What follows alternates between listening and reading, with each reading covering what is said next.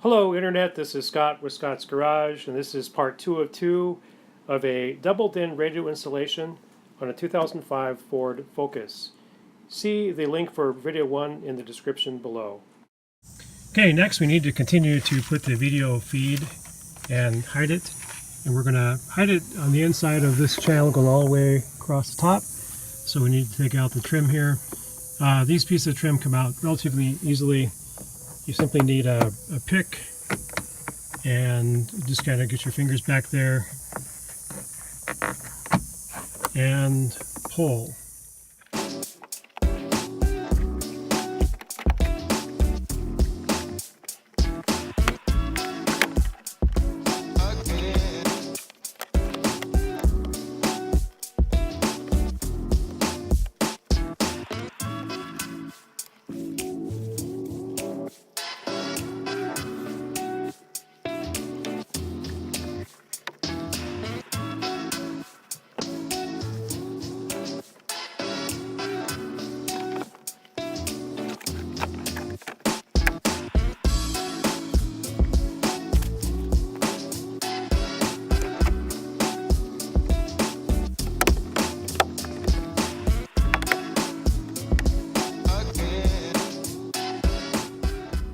Alright, I buried the cable up in the trim. I popped the trim back in place. I am now right back here. So this part of the trim is still open. And what I'm going to do now is the headliner is right here. It's it's soft on the outside, but it's actually a rigid headliner. I'm going to take this the camera cable. I'm going to tuck it in right below the headliner, bring it all the way to this point, and then here there's an access here. There's a grommet here, and this rubber tube, another grommet here that takes us to the hatch. We'll be installing the camera right around the license plate, or maybe right down here. But anyway, we need to get the wire through there and then feed it through here to get it to this point.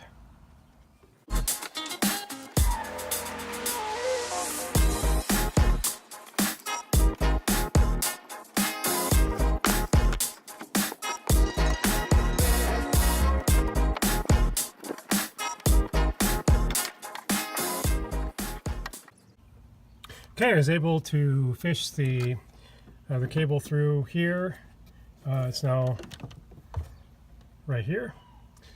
And the next thing I need to do is loosen this. So we have to get behind there to bring the cable through here. And then we'll run along here.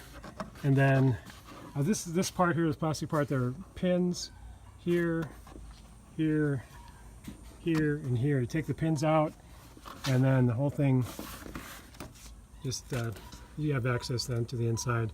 I was able to feed the video line then through here. I was able to see it pop up through there, and now I'm simply pulling the slack. Be careful when you pull the slack, you don't want to strip any of the insulation away. Okay, that looks good. We're going to have to backtrack here another red wire. I'll explain that in a minute.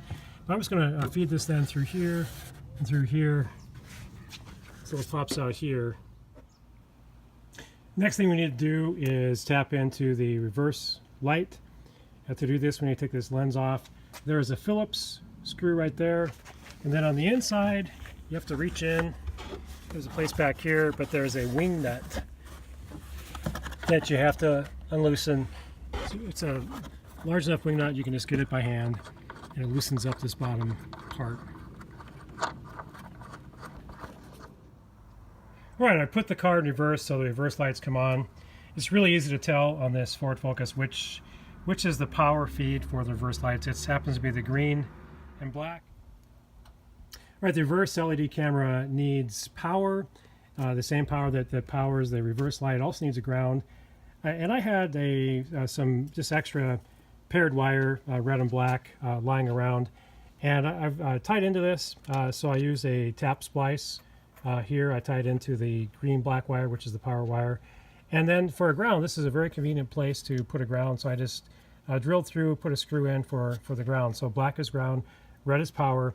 And I'm going to open up this rubber grommet, and I'm going to run this inside. It'll pop out here, and I'll feed that up, and I'll put it around here. And likewise, I'll go through here, and then somewhere in here, I will tie everything together. Okay, I was successful in running that lead black and white cable up through here, in through here, up through here, along here, and it came out here. It's right here. So I have my power, my ground. I then hooked up all the power, so there are 3 wires that come together, 2 of which plug into the camera, one to the camera feed, and the other one, the red line, the pigtails, the camera feed. This one turns on the radio, and my ground is hooked in right there, 2 ground wires. So everything is set. The camera is in place. So I'm just going to test it right now, make sure that the camera is working before I button it up. Okay, so I'm put the car in reverse, and bingo, there we go. We have the reverse camera working. So I'm going to go back there and button up the trim. I have to drill a hole and mount the camera. Okay, in order to install the camera, you do need to drill a hole through the hatch or through the trunk lid. That's really the one thing I hate the most about this project.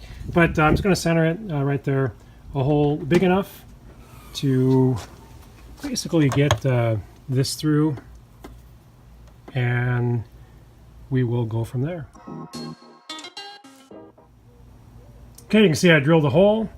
I have the camera leads going through the hole. I want to mount the camera right here next to the key opening and the key bezel. And the little camera came with a little 3D 2-way tape thing that I'll probably just try sticking that on first. And if need be, I'll put the set screws in, but the less holes, the better, in my opinion, on the trunk lid. And I'll make sure this is nice and straight. And on the inside, I have the wires hooked up, and when I already know everything works. So what I'll do now is I'll just fold everything inside. I took that little plastic piece out, and I'll put that in place and just button it up. Okay, I am wrapping up this project. I took the car for a test drive. I tested the radio in many different aspects, including making a hands-free call through my iPhone. The little microphone that's built in here worked really well. The person on the other end could hear me clearly. I could hear them clearly through the car speakers. The Bluetooth is awesome. The music through my iPhone connected to Bluetooth is just incredible sound for this little car. Overall, I'm very pleased with this Cavogin 7-inch doubled-in touchscreen in-dash stereo car receiver and audio-video player. It was well worth the $69 on Amazon. Now, it is made in China. If you purchase it, the box kind of looks like this. And this is a model 7010B. And it's hard to even find the name of the company, but some of the Chinese products are that way. But overall, I'm pleased with it. And this is Scott with Scott's Garage. I'm not a professional. I'm simply a backyard mechanic. But I love working on cars, every aspect of them, including every once in a while upgrading the stereo. If you like the video, please hit like. It doesn't cost you anything, but has great value to me. Please also subscribe to my channel, Scott's Garage. And please hit the bell notification for upcoming videos. Have a great day.